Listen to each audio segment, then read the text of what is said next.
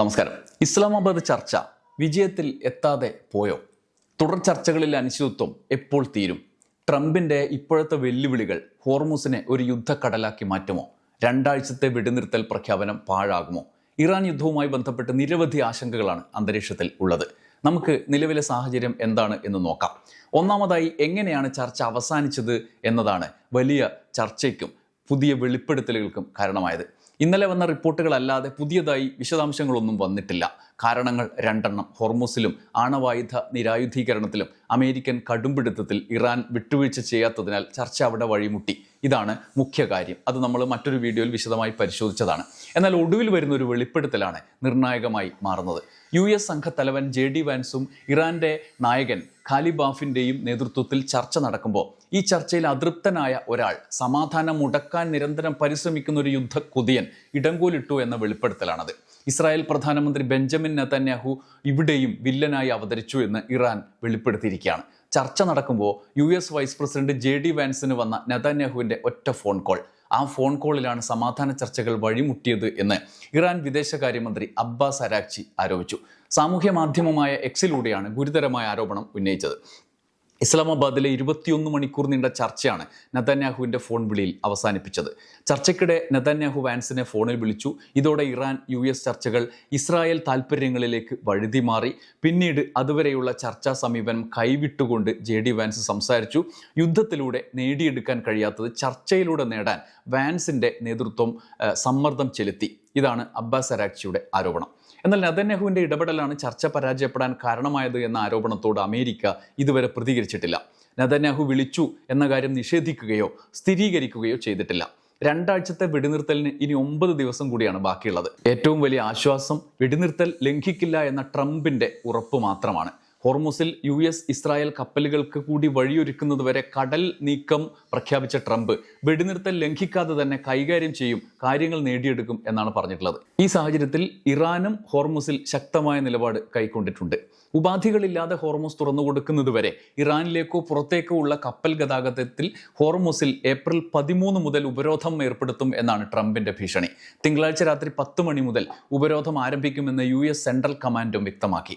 Iran തുറമുഖങ്ങളിൽ പ്രവേശിക്കുന്നതോ അവിടെ നിന്ന് പുറപ്പെടുന്നതോ ആയ എല്ലാ രാജ്യങ്ങളുടെയും കപ്പലുകൾക്ക് ഉപരോധം ബാധകമാക്കും. ഒരു രാജ്യത്തിനും ഇളവ് അനുവദിക്കില്ല. ഇറാൻ ഇതര രാജ്യങ്ങളിലെ തുറമുഖങ്ങളിലേക്ക് ഹോർമുസ് കടലിടുക്ക് വഴി പോകുന്ന കപ്പലുകളെ തടയില്ല എന്നാണ് USന്റെ നിലപാട്. എന്നാൽ ഹോർമുസ് കടലിടുക്കിലെ സ്വാധീനം നിലനിർത്താൻ എന്ത് വില കൊടുത്തും പോരാടുമെന്ന് ഇറാൻ വ്യക്തമാക്കിയിട്ടുണ്ട്. ഹോളിവുഡ് ശൈലിയിലുള്ള നാവിക തന്ത്രങ്ങളൊന്നും ഇറാനോട് ഫലിക്കില്ല. എല്ലാ ഉപരോധങ്ങളെയും പ്രതിരോധിക്കാൻ ഇറാൻ സജ്ജമാണ് എന്നും ടെഹ്റാൻ സർവകലാശാല അസോസിയേറ്റ് പ്രൊഫസർ സൊഹ്റെ ഖരാസ്മിയെ ഉദ്ധരിച്ച് അൽ ജസീറ റിപ്പോർട്ട് ചെയ്യുന്നുണ്ട്. ഹോർമുസ് കടലിടുക്കിന്മേൽ പൂർണ്ണ നിയന്ത്രണം നിലനിർത്തിയിട്ടുണ്ടെന്ന് ഇറാന്റെ റവല്യൂഷണറി ഗാർഡ് കോർ നാവികസേന അറിയിച്ചു. ജലപാതയെ സമീപിക്കുന്ന ഏതൊരു സൈനിക കപ്പലുകൾക്കും ഉറച്ചതും ശക്തവുമായ പ്രതികരണം നൽകും എന്നവർ മുന്നറിയിപ്പും നൽകി.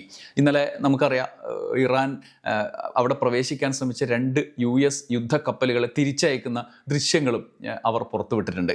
അതുകൊണ്ട് തുടർന്നും ഈ നിലപാട് തുടരും, ഈ നിലപാട് ശക്തമാക്കും എന്നാണ് ഇറാൻ പറയുന്നത്. സൈനികേതര കപ്പലുകൾക്കായി കടലിടുക്ക് തുറന്നിരിക്കുന്നുണ്ട് എന്ന് ടെഹ്റാൻ കൂട്ടിച്ചേർക്കുകയും ചെയ്തു. എന്നാൽ ഹോർമുസിലേക്ക് USനൊപ്പം മറ്റ് രാജ്യങ്ങളെ അണിനിരത്താനുള്ള ശ്രമം ട്രംപ് ഇപ്പോഴും നടത്തുന്നുണ്ട്. ബ്രിട്ടൻ ഹോർമുസിലേക്ക് മൈൻ സ്വീപ്പർമാരെ അയക്കും എന്ന് ട്രംപ് വീണ്ടും ആവർത്തിച്ചു. എന്നാൽ നേരത്തെ തന്നെ USന്റെ യുദ്ധത്തിൽ ഭാഗമാകില്ല എന്ന് ബ്രിട്ടൻ നിലപാടെടുത്താണ്.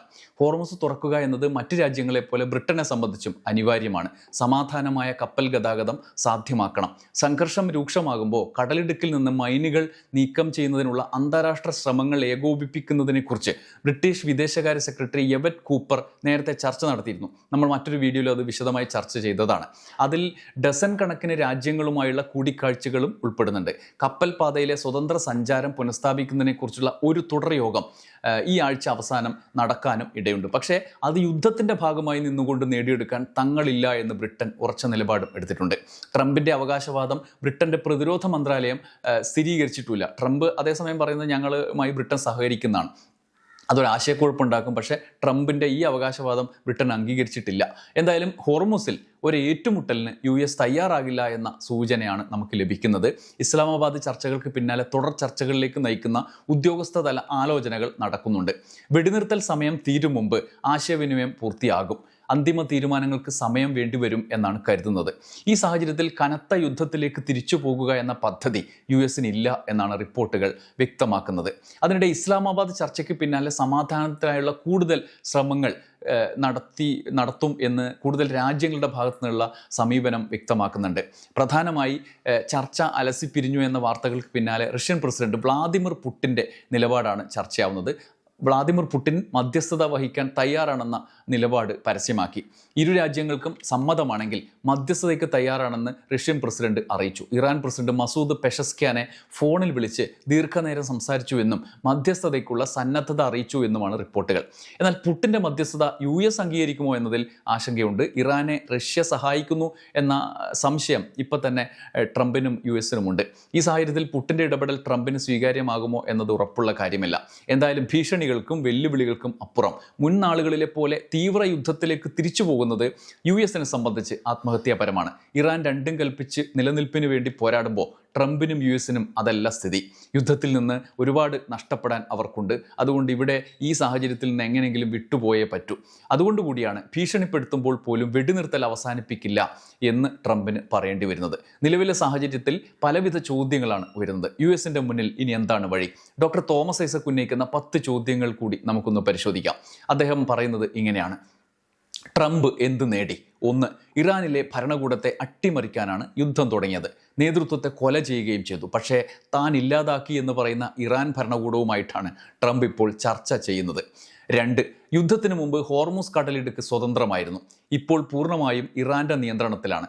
ഇത് നിരുപാധികം തുറന്നുകൊടുക്കണം എന്നുള്ളതാണ് അമേരിക്കയുടെ ഇപ്പോഴത്തെ ഡിമാൻഡ്. 3. ഇറാന്റെ എണ്ണ കയറ്റുമതി അമേരിക്കയുടെ ഉപരോധത്തിന് കീഴിലായിരുന്നു. എന്നാൽ ഇപ്പോൾ ആഗോള എണ്ണക്ഷാമം പരിഹരിക്കാൻ അമേരിക്ക തന്നെ ഉപരോധം നീക്കിയിരിക്കുകയാണ്. അങ്ങനെ ഇറാന് യുദ്ധം നടത്താനുള്ള പണം അമേരിക്കക്ക് തന്നെ നൽകേണ്ടി വന്നു. 4. ആണവായുധം നിർമ്മിക്കില്ലെന്നും അന്താരാഷ്ട്ര ആറ്റോമിക് എനർജി കമ്മീഷന്റെ പരിശോധനയ്ക്ക് വിധേയമാകാം എന്നും അമേരിക്കൻ പ്രസിഡന്റ് ഒബാമയുമായി കരാർ ഒപ്പിട്ടിരുന്നതാണ്. എന്നാൽ ട്രംപ് ഈ കരാർ ചീന്തിയെറിഞ്ഞു. ഇപ്പോൾ പുതിയ കരാർ ഉണ്ടാക്കണം എന്ന് പറഞ്ഞ് പുറകെ നടക്കുകയാണ്. സമ്പുഷ്ട യുറേനിയം പിടിച്ചെടുക്കാനുള്ള ഒളിയുദ്ധം സമ്പൂർണ്ണമായി പരാജയപ്പെട്ടു.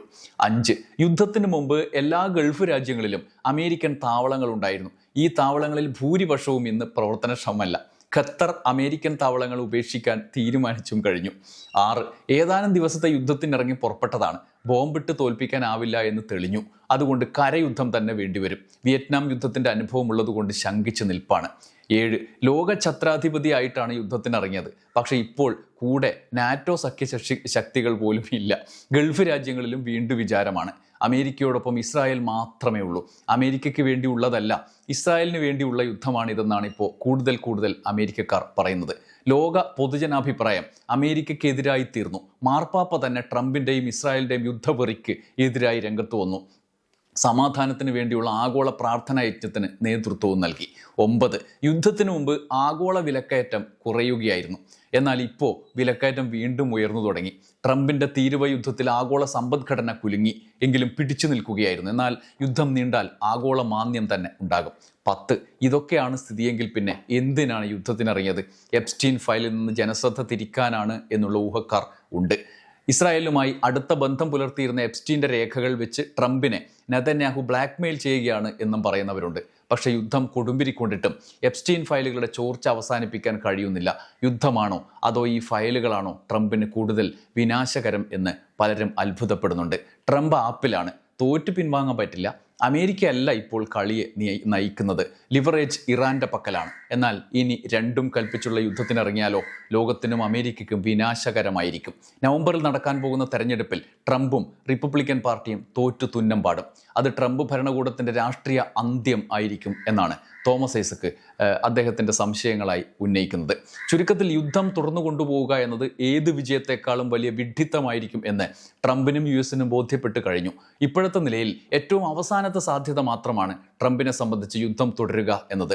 അത് ആത്മഹത്യാപരവുമാണ്. US-ന് മുന്നിൽ മറ്റു വഴികൾ ഇല്ലാതായി കഴിഞ്ഞു. യുദ്ധം ഇനിയും നീണ്ടാൽ ആഗോള സമ്പദ് വ്യവസ്ഥയെ മാത്രമല്ല US-ന്റെ അടിവേരിളക്കുന്ന സാമ്പത്തികാഘാതത്തിൻ്റെ പടുകുഴിയിലേക്ക് ട്രംപും അമേരിക്കയും വീഴും. ട്രംപിനും കടുത്ത പ്രതിഷേധത്തെ നേരിടേണ്ടി വരും. അമേരിക്കൻ രാഷ്ട്രീയം വലിയ സംഘർഷത്തിലേക്ക് കടക്കും. അതുകൊണ്ട് സമവായത്തിൻ്റെ പാതയിലേക്ക് സഞ്ചരിക്കുക എന്നത് മാത്രമാണ് US മുന്നിലെ ഏക വഴി.